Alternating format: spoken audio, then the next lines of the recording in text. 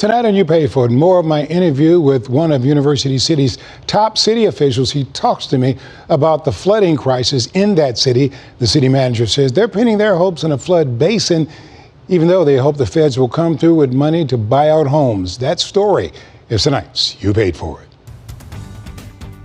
University City just got $3.2 million to buy out an apartment complex that floods repeatedly.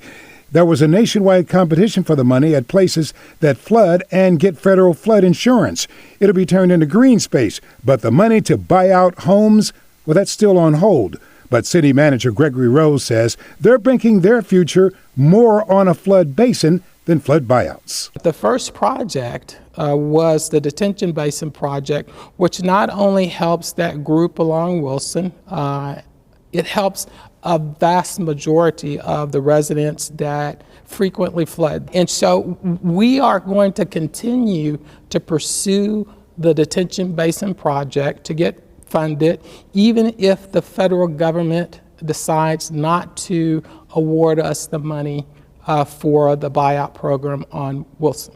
University City has been working with the Army Corps of Engineers for years to come up with a solution to deal with the repeated flooding. A dog park in Overland would be relocated to make way for the basin, which would be 8 acres and 13 feet deep. That would be a holding place for water in University City. The price tag, $14 million. In terms of a buyout, what happens to them if those federal funds don't come through?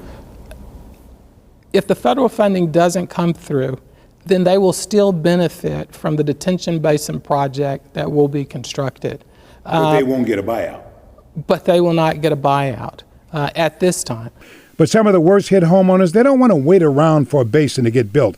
People like this 87-year-old resident on Wilson Street. So you really want to see a buyout? I really want to see a buyout, and I want to get what my house is worth. UCity was hoping to buy out 300 homes at first, but federal officials told them that was unrealistic. They slashed the list down to 14 homes. They had to come up with a 25% local match to get that money, but so far, no okay from the feds on that.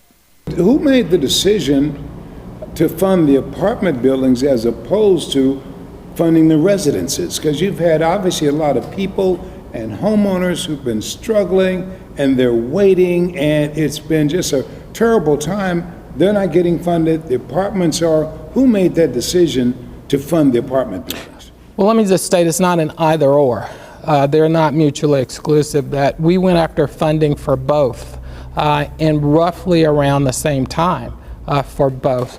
It just so happens that this funding source was available. Right now, UCity does not have a timetable from the feds on when they'll get that decision about the federal buyout money for the homeowners. But you know, I'll keep track on this deal. After all, you paid for it.